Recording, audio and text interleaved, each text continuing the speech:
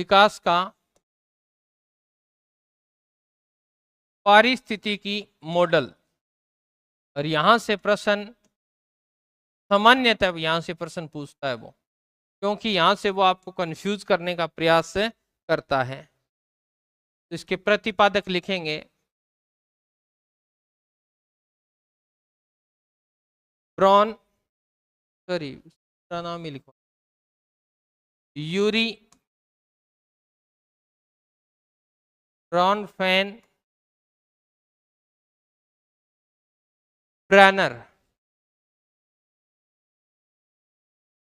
Paper में आपको इतना ही मिलेगा, क्या? ब्रैनर। पारिस्थितिकी मॉडल का अर्थ ये है, ये अगर इसका सन भी लिखना चाहो तो आप लिख सकते हो, 1979 है ये।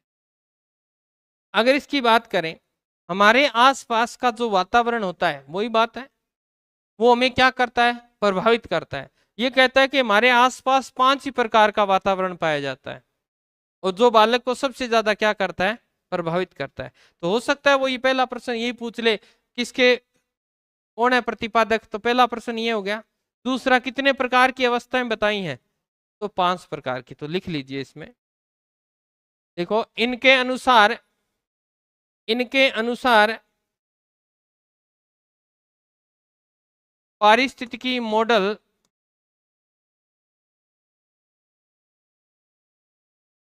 मनुष्य की जांच करता है, मनुष्य की जांच करता है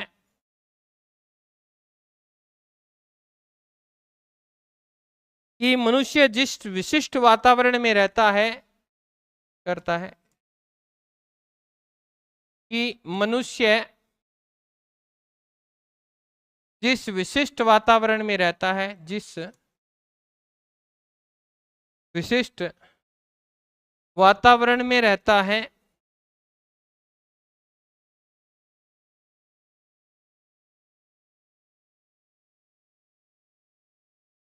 उसका निर्माण कैसे करता है?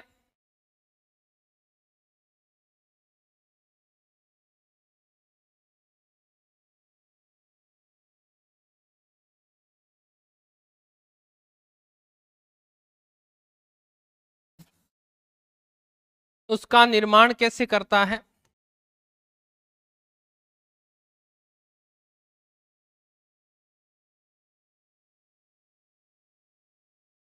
एक प्रश्न सीधा आया हुआ है, इजी सा प्रश्न था। उन्होंने पूछा कि ब्रेनर ने विकास के किस बिंदु पर अपना ज्यादा बल डाला है? ऑप्शन में दिया था बुद्धि, व्यक्तित्व, अधिगम, पर्यावरण। पर्यावरण। तो लिख लीजिएगा इस लाइन को, जैसा प्रश्न आया वैसा मैं आपको लिखवा रहा हूं। इनके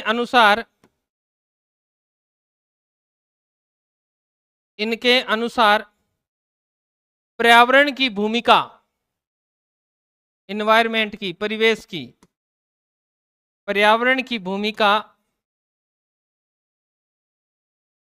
मुख्य मानी गई है।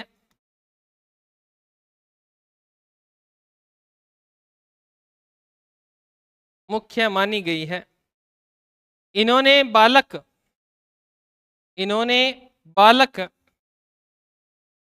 इन्होंने बालक पर 5 प्रकार के पर्यावरण 5 प्रकार के पर्यावरण का प्रभाव बताया है, का प्रभाव बताया है। 5 प्रकार के पर्यावरण का प्रभाव बताया है जो एक दूसरे से संबंधित हैं, जो एक दूसरे से संबंधित हैं।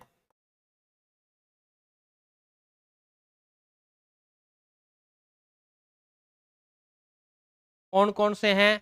सबसे पहले होता है लघु मॉडल या लघु मंडल, ये क्या बोलते हैं? Micro system. ये होती है क्या स्पेलिंग? Micro system.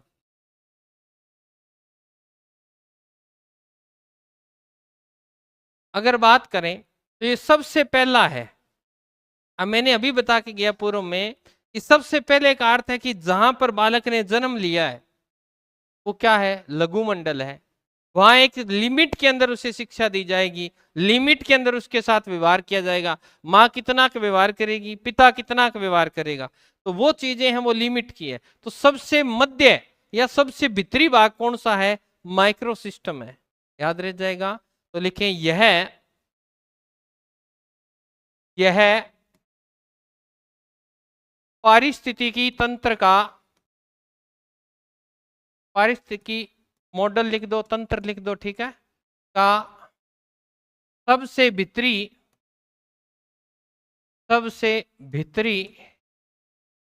भाग है, सबसे भीतरी भाग है। इस मंडल में कौन आएंगे, माता पिता। इस मंडल में माता पिता, मित्र, माता पिता, मित्र, विद्यालय, परिवार आदि शामिल हैं।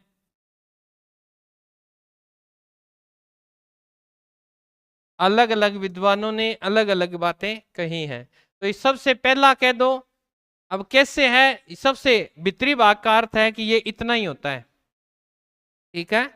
उसके बाद में इतना हो जाएगा, फिर ऐसे, फिर ऐसे, और फिर ये उस मॉडल का नक्शा है जो दिया गया है अथेंटिक बुक में।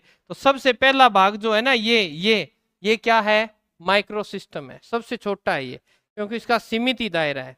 2 नंबर में लिखेंगे मेसो सिस्टम, या लिखें आप 2 नंबर पे लिखें मध्य मंडल, मध्य मंडल, मेसो सिस्टम।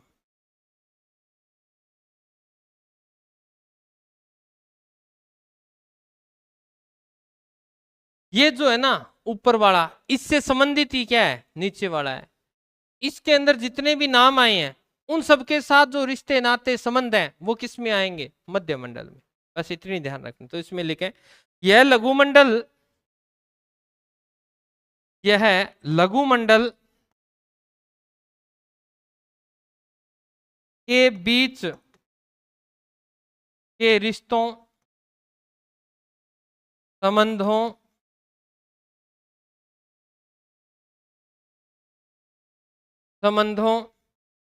से बनता है। पहले में माता पिता है, फिर माता पिता से जैसे संबंध है वो है। तो 1 नंबर तो ये है, ठीक है, 2 नंबर ये है, 3 ये है, 4 ये है, और 5 ये है। आप अगर ये डायग्राम भी बनाना चाहो तो बना लीजिएगा। तो इसमें एग्जाम्पल में आप लिखेंगे माता पिता के साथ साथ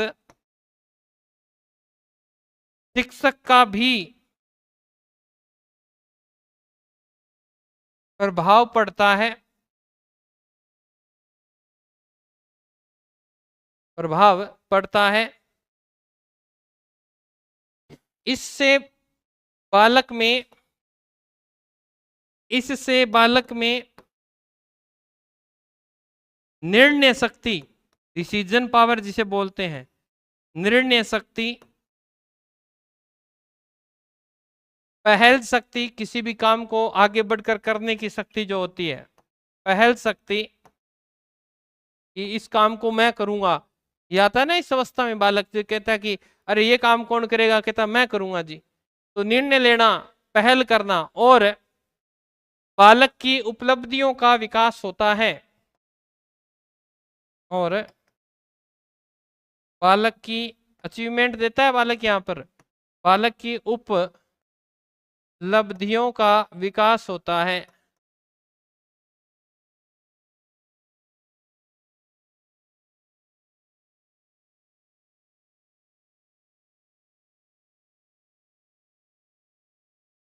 ठीक है, 2 नंबर। 3 नंबर लिखेंगे बाह्य मंडल, बाह्य मंडल। जिसे बोलते हैं एक्सोसिस्टम।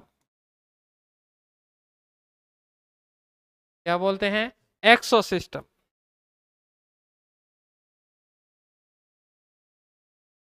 इसमें बालक जो होता है उस पर अप्रत्यक्ष रूप से प्रभाव पड़ता है। उनमें तो प्रत्यक्ष रूप से पढ़ रहा था, जैसे शिक्षक था, माता पिता थे, सामने था डायरेक्टली। इस पे इनडायरेक्टली प्रभाव पड़ता है। नाम क्या है? बाह्य मंडल।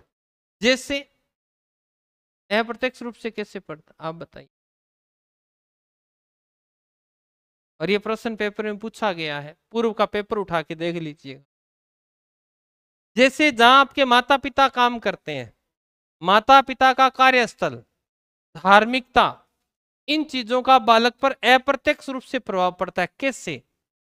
आपके माता पिता किसी ऑफिस में काम करते हैं, तो वहां किस प्रकार की दिनचर्या होती है? बालक 1-2 दिन जाएगा, आपके साथ जरूर जाएगा वर्किंग स्थल पे, देख के आएगा मेरे पिता क्या करते हैं, मेरी माता।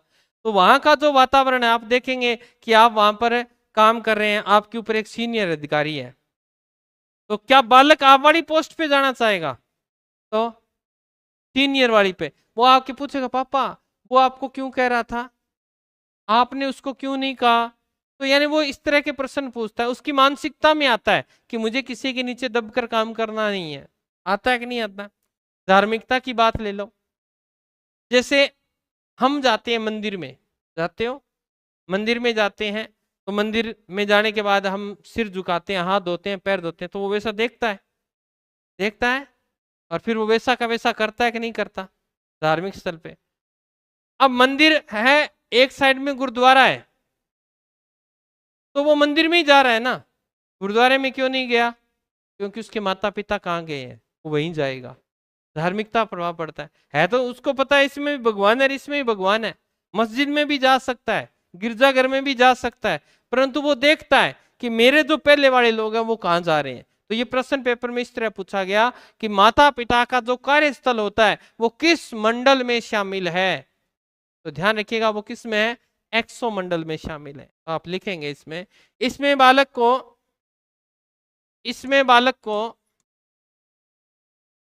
इसमें बालक को प्रत्यक्ष रूप से, प्रत्यक्ष रूप से शामिल नहीं किया जाता, नहीं किया जाता।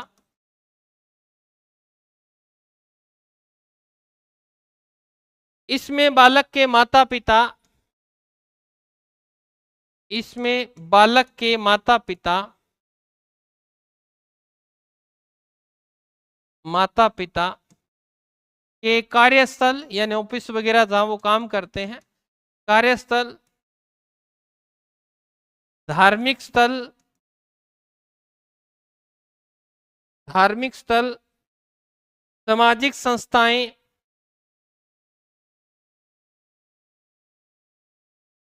सामाजिक संस्थाएं व निजी मित्र, निजी मित्र व रिश्तेदारों,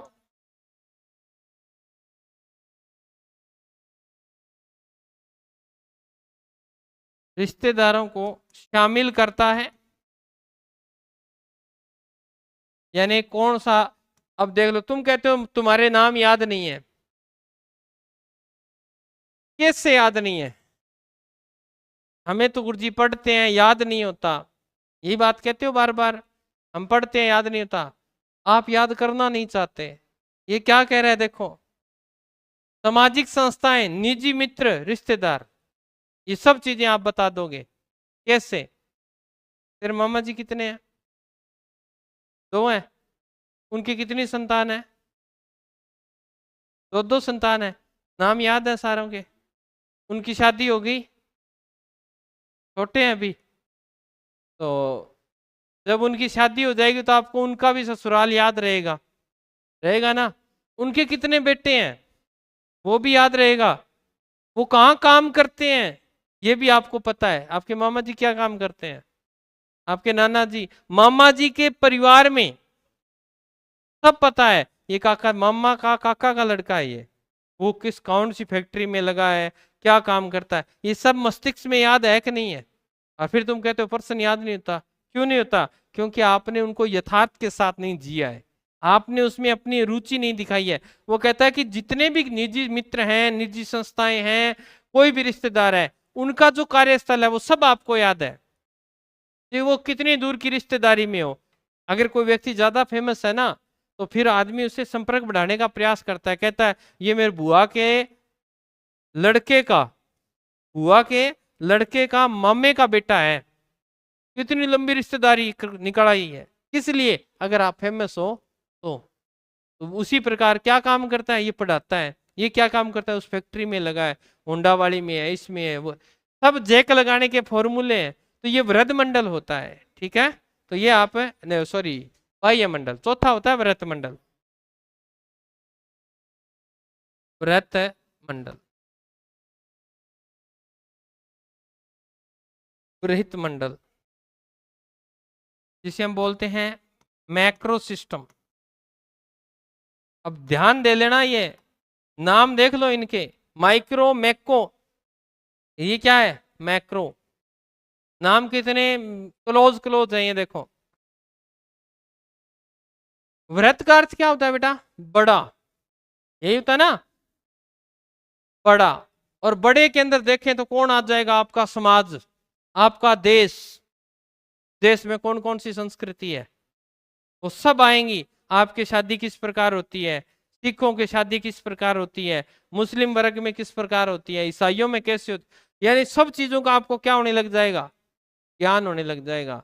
आप किस वातावरण में रहे तो उसी वातावरण में, परंतु आपको ज्ञान किस चीज का हो गया? सभी चीजों का, कि इनके ये होता है, इनके ये होता है। जैसे हम बिश्नोई समाज की बात करें तो क्या होते हैं उनके? अपनी जैसी दिनचर्या होती है क्या? अगर कोई व्यक्ति एक्सपायर हो जाए तो क्या करते हैं? जलाते हैं, दफनाते हैं। क्या करते हैं? दफनाते हैं। और हमारे हिंदू परंपरा में इसे क्या करते हैं? जलाते हैं। दादूपंथी लोग क्या करते हैं? जंगल में छोड़ आते हैं, ना दफनाते हैं ना जलाते हैं, खुला छोड़ आते हैं। तो देखो सबके क्या है।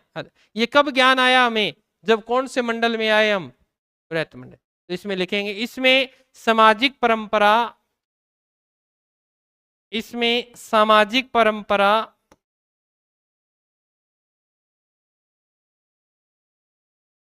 रीति रिवाज, और ये देख लेना, तुम खुद यूज करके देख लेना, रीति रिवाज। हिंदू सबको पता है कि सर ढककर मंदिर में जाना चाहिए।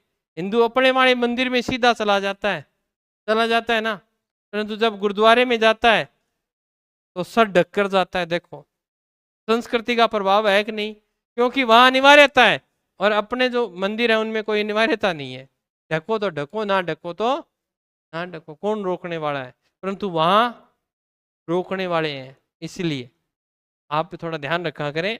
इसमें सामाजिक परंपरा, रीति रिवाज, संस्कृति,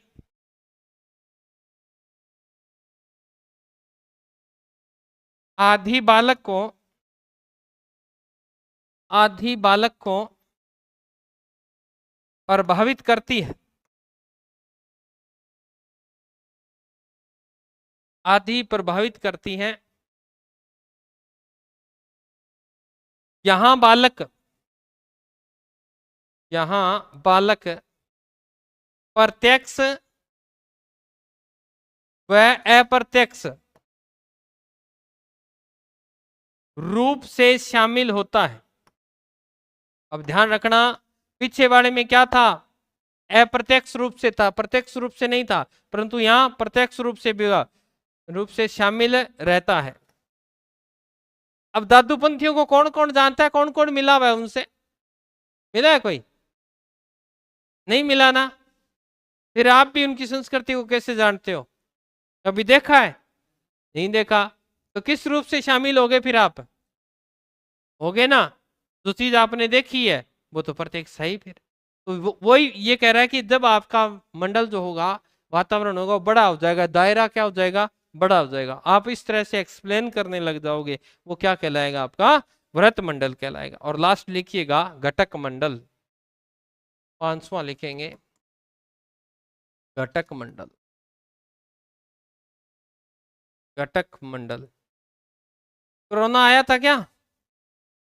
कोरोना आया तो कोरोना नाम दे के गया था यहाँ पे, क्रोनो सिस्टम।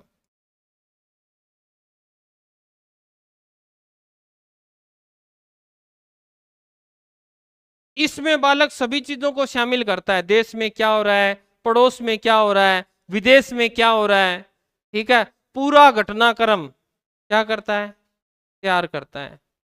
आपको पता है ना, थोड़ा थोड़ा, ज्यादा तो नहीं है।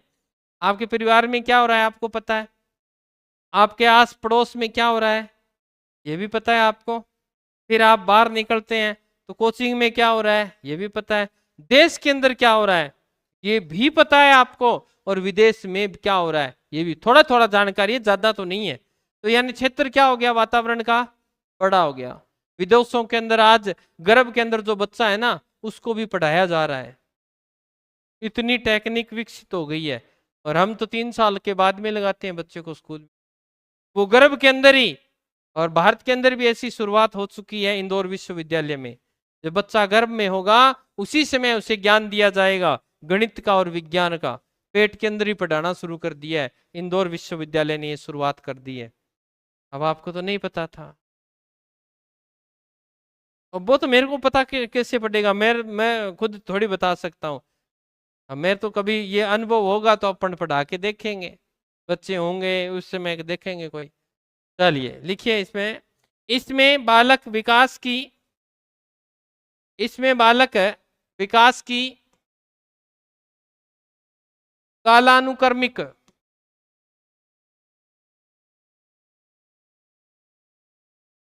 कालानुक्रमिक और सामाजिक घटनाओं को,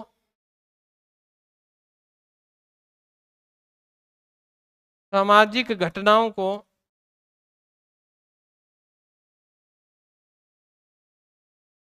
शामिल करता है। यानी उस समय अब और देश में क्या चल रहा है भाई अब, हाँ लोकसभा चुनाव चल रहे हैं, आपको पता है ना कौन सी पार्टी क्या कर रही है, आज कहाँ किसकी रैली है, आईपीएल चल रहा है सर है, कौन सी टीम कहाँ निकल गई, ये सब चीजें आपको पता है ना। तो ये देश की नहीं है क्या, है देश से संबंधित है ना, काल के हिसाब से है ना, कालानुक्रमिक, यानी किस कब क्या हो रहा है ये सब चीजें आपको पता है। तो इसमें लिखेंगे सामाजिक ऐतिहासिक घटनाएं, सामाजिक ऐतिहासिक घटनाएं, ऐतिहासिक घटनाएं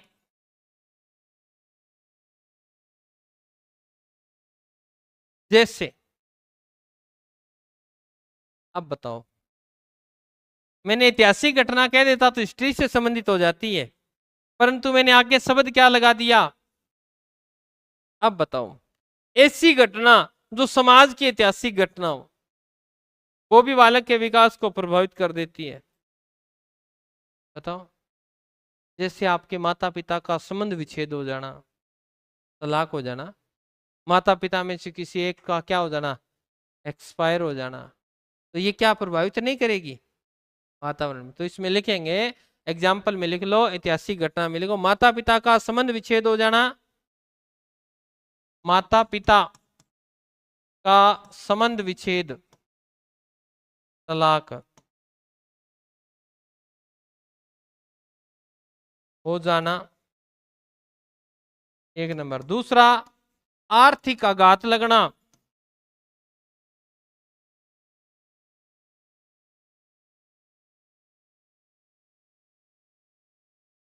कैसे, आपको कोई नुकसान हो जाता है तो उसका आप पे क्या प्रभाव पड़ता है। जैसे पीछे नरमे की फसल क्या हो गई थी, तहस नहस हो गई थी, जैसे प्रकृति ने अब की बार ओले डाल दिए, है ना, तो उसका प्रभाव क्या पड़ा, कितना घाटा लगा, अपनी अपना जो व्यापार था वो डूब गया, ये सब चीजें माइंड में लंबे समय तक स्थायी रहती हैं। ये कैसे प्रभावित करता है माता का संबंध विच्छेद बालक को। अरे बालक के माइंड में ये प्रेशर चलता है कि मैं किसके साथ रहूंगा, मम्मी कहती है मेरे पास रहना है, पापा कहते हैं, पर बेटे को तो क्या चाहिए, दोनों चाहिए। अगर मम्मी की तरफ की तो पापा नाराज, पापा की पक्षपात किया तो मम्मी नाराज, और दोनों क्या है अलग अलग, तो वो बालक हमेशा ही क्या होता है बिगड़ता है। तो इस स्थिति में आ जाता है, फिर वो क्या करता है नशे की तरफ बढ़ता है, क्योंकि उसे कहने वाला कोई है नहीं, क्योंकि मम्मी प्यार में है कि ये मुझसे दूर ना हो जाए, इसीलिए वो डांटती नहीं। अगर वो पिता के पास रह रहा है तो पिता वैसे नहीं कहता कि इसको माँ का प्यार नहीं मिल रहा, चल कोई बात नहीं, तू थोड़ी मस्ती करा, फिल्म देखा, कोई बियर वगैरह पी ली, कोई बात नहीं, ड्रिंक कर लेना, स्मोकिंग कर लेना, ये सब चीजें तो ये क्या करती हैं विकास को क्या करती हैं प्रभावित करती हैं। तो ये संबंध विच्छेद बड़ा, कारण तो छोटा सा दिख रहा है तलाक, परंतु बच्चे का जीवन क्या कर देता है तहस नहस कर देता है। आगे लिखे बालक जीवन की घटनाओं का, बालक जीवन की घटनाओं का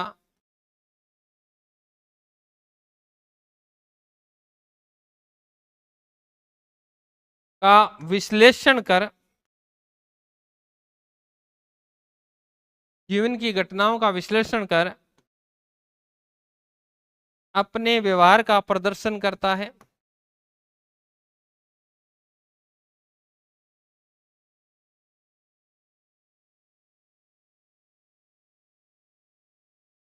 प्रदर्शन करता है। ओके, ये हो गया आपका वातावरण है कंप्लीट। ओके, चलिए अब नया टॉपिक है, समझिएगा इसको, विकास की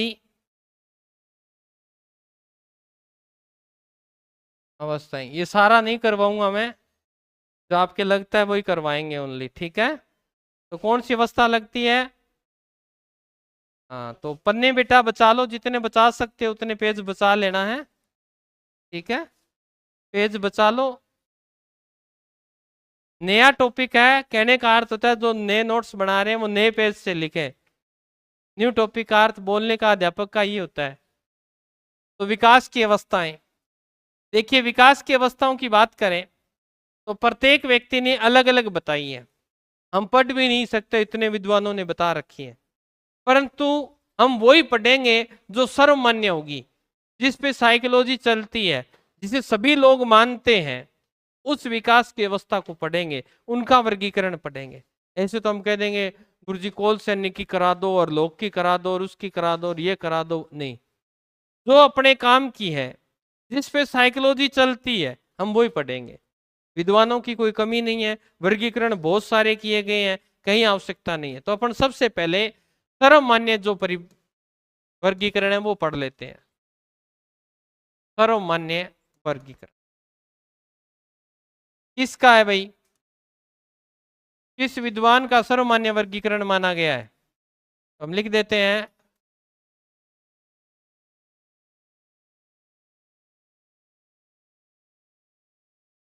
अर्नेस्ट जॉन्स का वर्गीकरण जो है वो सर्वप्रथम या सर्वमान्य वर्गीकरण माना गया है। ओके, इन्होंने विकास की कितनी अवस्थाएं बताई हैं, विकास की 4 अवस्थाएं बताई हैं। देखो कौन कौन सी है, समझ लीजिएगा, बाद में कोई भी आपसे पूछ सकता है इस बारे में।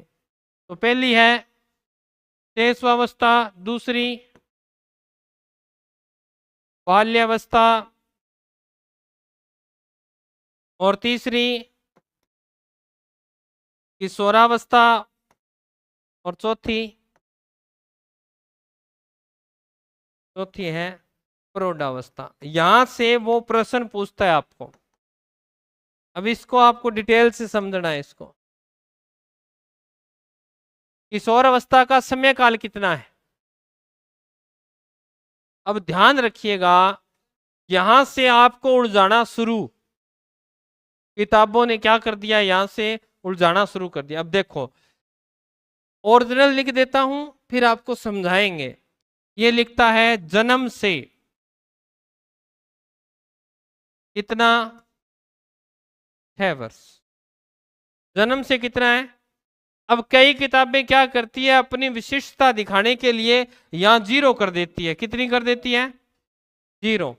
अब 0 करने का अर्थ है कितने महीने बढ़ गए, 9 महीने बढ़ गए, जो पेट में रहा वो महीने और काउंट हो गए इसमें, परंतु इसने तो क्या कहा, जन्म से 6 वर्ष, और किताबों ने, कई किताबों ने लिख दिया 0 से 6 वर्ष। तो प्रश्न गलत हुआ कि नहीं हुआ? तो ये प्रश्न आपको सही करना है, जन्म से 6 वर्ष। ओके, अब देखो बाल्यावस्था, ये कहता है 6 वर्ष से 12 वर्ष। क्या सही है? अब यहां देखो, मैं आपको ये कह दूं कि बालक 6 साल का है, पूरा 6 साल का है, तो कौन सी अवस्था में लोगे आप? बाल्यावस्था में या शेषवावस्था में? क्यों, 6 तो दो जगह आया हुआ है। 6 तो दोनों जगह ही आया हुआ है, कौन सी में ले? गुरुजी दोनों ही ऑप्शन में है जी। उलझना नहीं है, उलझना नहीं है। कैसे? देखो, यहां 6 वर्ष जो दिया गया है उसका ये अर्थ है 5 वर्ष 11 माह, ठीक है, 30 दिन 23 घंटे 59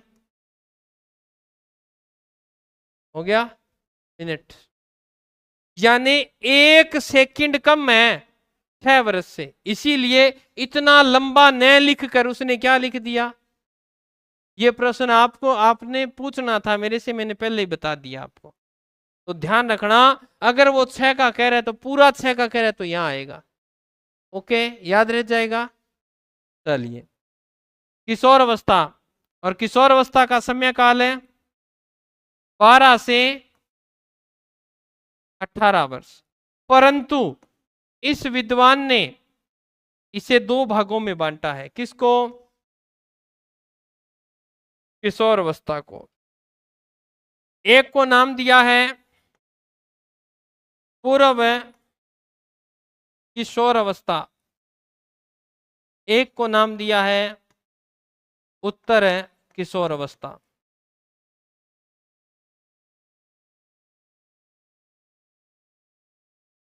इसकी जो आयु बताई गई है वो बताई गई है 12 से 16 वर्ष, और इसकी जो बताई गई है 16 से 18 वर्ष।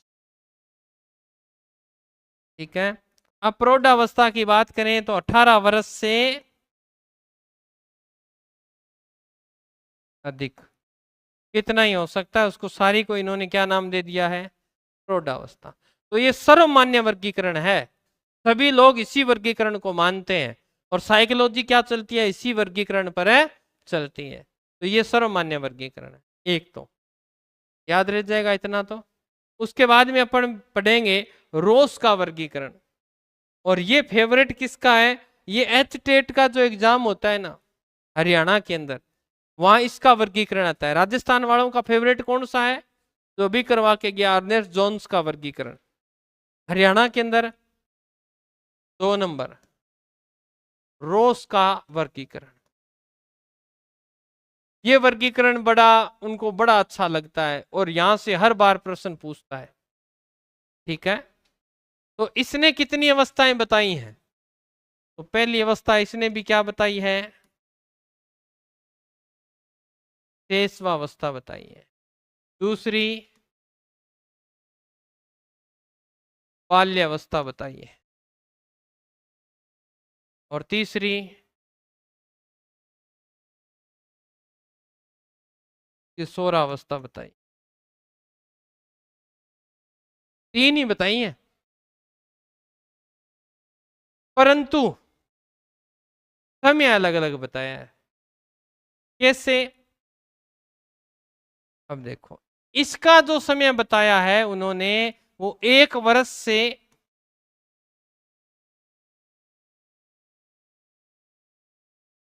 3 वर्ष बताया है,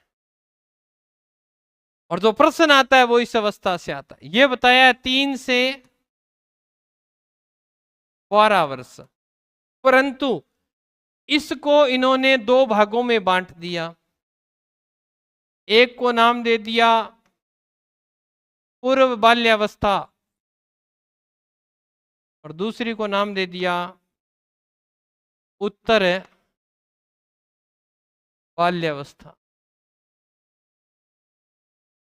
इसका जो समय काल है वो 3 से 6 वर्ष है और इसका जो समय काल है 6 से 12 वर्ष। अब वो विद्वान साथी जो पेपर देख के आए कभी एच सेट का, उनको याद आ गया होगा ये प्रश्न आया था, खिलौनों की आयु है, और वहां था ऑप्शन में पूर्व बाल्यावस्था, उत्तर बाल्यावस्था, शेषवावस्था, किशोरावस्था, ऐसे। तो कौन सी है? तो कहां से उठाया वो प्रश्न? इसने यहां से उठाया है। और अगर अपने वाले राजस्थान से उठाएं वो प्रश्न, तो अपना तो सीधा उत्तर आता है क्या? सॉरी, शेषवावस्था। क्योंकि शेषवावस्था हम 0 से 6 मानते हैं, परंतु शेषवावस्था के तुरंत बाद क्या आती है? बाल्यावस्था, और बाल्यावस्था से पहले पूर्व बाल्यावस्था, इसीलिए इनका ये समय निर्धारित है। याद रह जाएगा इतना तो। और ये किशोरावस्था आपने लिखनी है 12 से 18 वर्ष, 12 से 18 वर्ष। ओके, चलिए होता है का और करवा दूं? एक और करवा दे। कॉल सैनिक का वर्गीकरण, कॉल सैनिक का वर्गीकरण।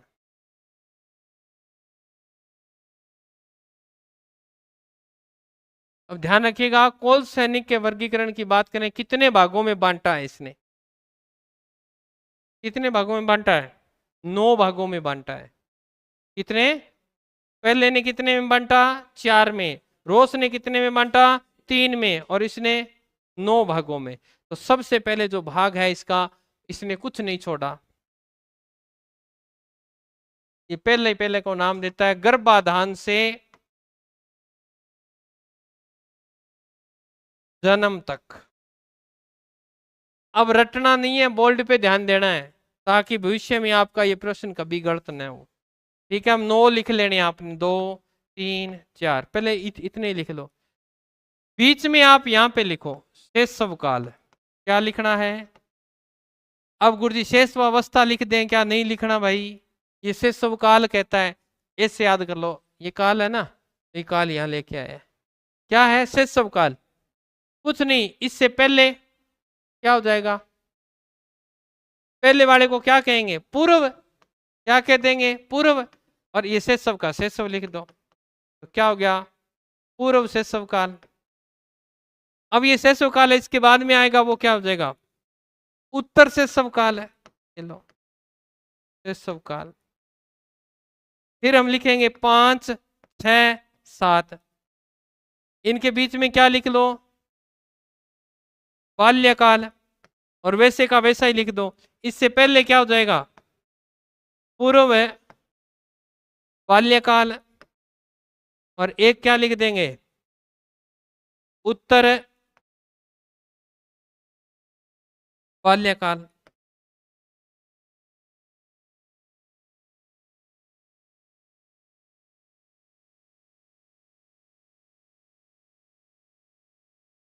अब 8वां, तुम लोग अपने किशोर अवस्था से पहले की बातों को याद करना चाहते हो क्या? कोई नहीं चाहता, इसलिए पहला वाला नहीं है। तो क्या आएगा? किशोर काल। और 9वां कौन सा हो जाएगा? उत्तर किशोर काल।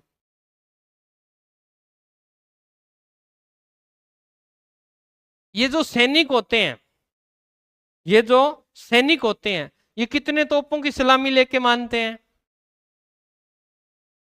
हम कहते हैं तेरे को 21 तोपों की सलामी है, यानी अपने को वर्गीकरण कहां तक करना है? 21 तक। तो ध्यान रखिएगा 21, तो यहां कितना आ जाएगा?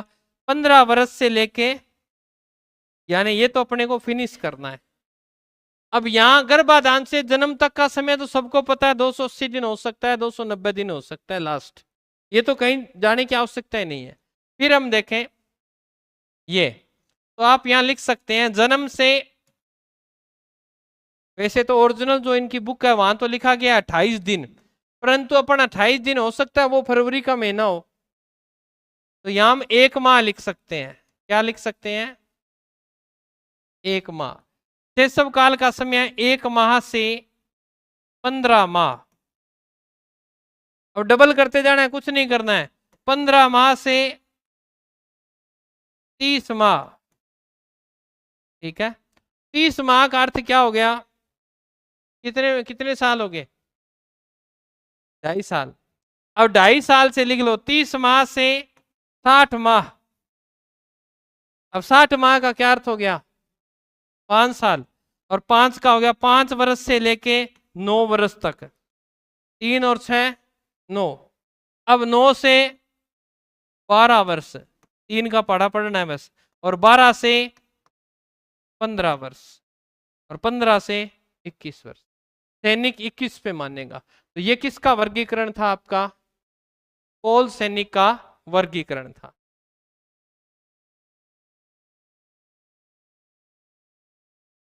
अब 2 प्रश्न आएंगे आपके सामने। एक तो आएगा शेषवावस्था,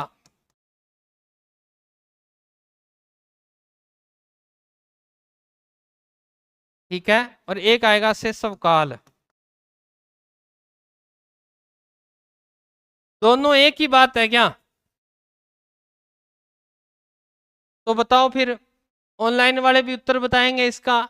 शैशवावस्था का जो समय काल है वो कितना है, जन्म से 6 वर्ष, बिल्कुल सही उत्तर है आपका, जन्म से 6 वर्ष। शैशव काल का अब ध्यान रखना है, प्रश्न को उलझा दे तो आपको ये लिख सकते हो, जन्म से 2 वर्ष, ओनली 2 ही वर्ष। ये प्रश्न आए हुए हैं तो आपको मैंने यहाँ लिखवा दिए हैं, तो आप लिख लीजिएगा एक तरफ एक साइड में कि शैशव काल का समय ये बताया गया है और इनका ये बताया गया है। मैं पानी पी लेता हूँ, इतनी देर में यहाँ पे उतार लो।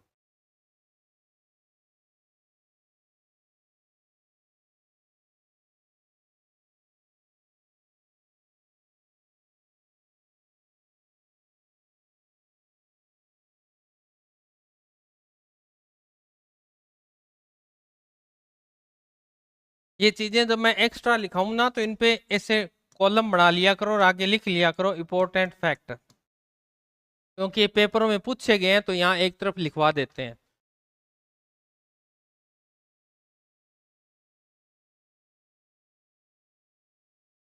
हो गया ना। अब सिर्फ समझना है, करेंगे इस टॉपिक को कल, क्योंकि अभी समय पड़ा है अपने पास 5 मिनट, तो मैं समझा देता हूं, क्योंकि कल हम शायद मेरे हिसाब से किशोर अवस्था प्रारंभ करेंगे, मेरा अनुमान है, बाकी देखते हैं क्या चाहते हैं।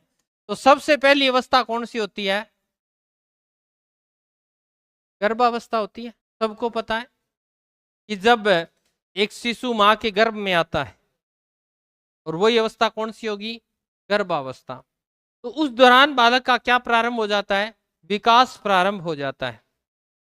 तो विकास प्रारंभ के अंदर बात करें तो गर्भावस्था को 3 भागों में बांटा गया है। कितने भागों में, 3 भागों में बांटा गया है गर्भावस्था को। ये लो अपन भी 3 भागों में बांट लेते हैं, इसको समझ लो, लिख कर लेंगे इसको।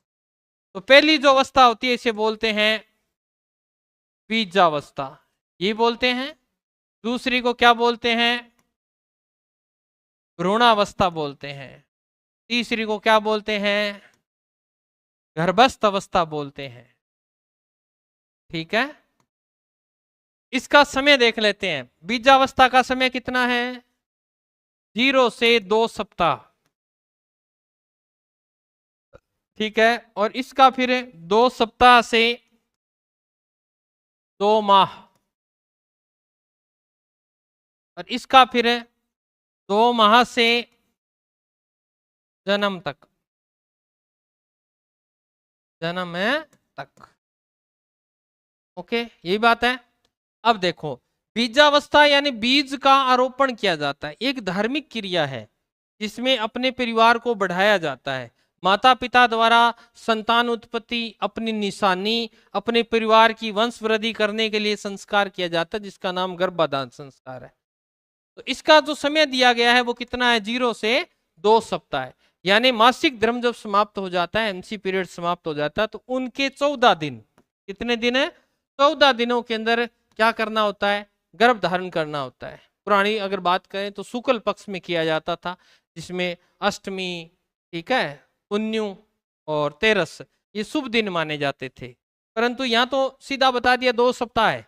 तो यहाँ इस समय माता के गर्भ में क्या होता है, परम छोड़ी जाते हैं और वो चिपक कर एक भ्रूण का रूप लेना प्रारंभ कर देता है। ये भ्रूणावस्था है। ये 2 सप्ताह से प्रारंभ हो जाता है भ्रूण बढ़ना, ठीक है, और ये 2 माह तक चलता है भ्रूणावस्था। उस समय कोई निर्धारण नहीं कर सकता कि गर्भ में क्या है, लड़का है लड़की है, ये सब चीजें निर्धारण नहीं हो पाती। क्यों? क्योंकि आप देखिएगा पहले जो जैसे डॉक्टर के पास जाया करते थे, पहले तो सोनोग्राफी वगैरह हुआ करती थी, बता देते थे गर्भ की जांच करके कि गर्भ में जो पल रहा है वो शिशु है या बालिका है या लड़का है ना, ये चीज बता देते थे। परंतु अब क्या ऐसा है? नहीं है, बैन कर दिया ना, भ्रूण हत्याएं होने लगी। तो 2 महीने डॉक्टर कहता था, तीसरे महीने आइएगा। क्या कहता था? तीसरे महीने में पता चलता है कि पेट के अंदर जो शिशु है वो बालक है या बालिका है। क्यों ऐसा क्या हो जाता है? कैसे पता लगा लेता है डॉक्टर कि पेट के अंदर बालक है या बालिका है? क्योंकि जो जहां आप सोच रहे हो उनका विकास सबसे अंत में होता है। लिंग से किसी का निर्धारण नहीं होता। आप सोच रहे होंगे कि सोनोग्राफी करता है तो वो लिंग देख के बता देता होगा, नहीं, उनका विकास तो सबसे अंत में होता है। तो फिर कैसे पता चलता है उसको? नहीं पता ना। शादी देखी तो होगी, करवाई नहीं है तो कईयों तो करवा रखी होगी, देखी तो जरूर है। शादी के समय एक बात कही जाती है, उसका भी संबंध इससे है। क्या कहा जाता है? 3 फेरे होने के बाद में लड़की इस तरफ बैठी होती है, लड़का इस तरफ, फिर क्या कहते हैं? स्थान बदला जाता है। बस वही है ये। क्योंकि लड़की का जो ये साइड वाली होती है ना, हार्ट वाली साइड, इस साइड की एक हड्डी ज्यादा होती है इस साइड में, ठीक है।